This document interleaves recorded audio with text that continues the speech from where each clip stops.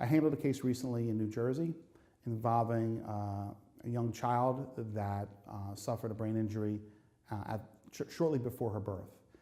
These are called birth injury cases. We've handled many of them for many years.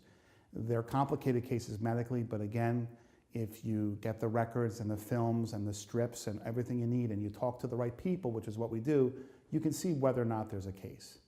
In this case, the mom goes into a hospital in labor, late in her pregnancy. Everything looks like it's going fine, but at a certain point, there are decelerations that are noted on her fetal monitoring strips. And decelerations can be a sign of something going wrong with the baby. And if you see enough decelerations and if you see a certain pattern of decelerations, it means that the baby has to be taken out immediately by C-section. And in this case, there was a shift change. There were nurses that were coming in and going out.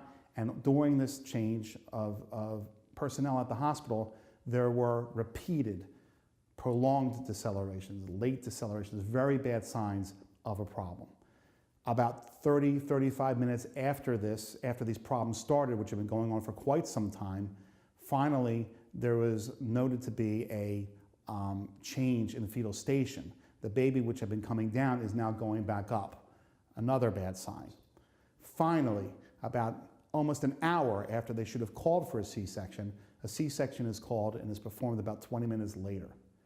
Baby is born, all types of problems. So the pediatricians do a barrage of tests on the child, including CAT scans of the head, MRIs of the brain, and determine that the baby suffered what's called a hypoxic episode, which is a fancy way of saying lack of oxygen to the brain. And there would be no other time for that to happen other than this time frame where the decelerations pre-delivery were noted, but yet there was a delay in doing the delivery. So when you see these types of things on a strip, you see these things happening during the end of a pregnancy, the baby could be suffering from a lack of oxygen in utero that then is seen after the baby's born. And that's what happened here. We were able to, again, achieve a good result for them, a great result for them, to help them, just help them financially, help this little girl financially so that she would be in a position where really in every type of care, nursing care, services, equipment, everything would be paid for her entire life. And that's the best we can do in such a horrible situation. We make it easier, we provide dignity, we provide hope, and we help families try and put pieces back together.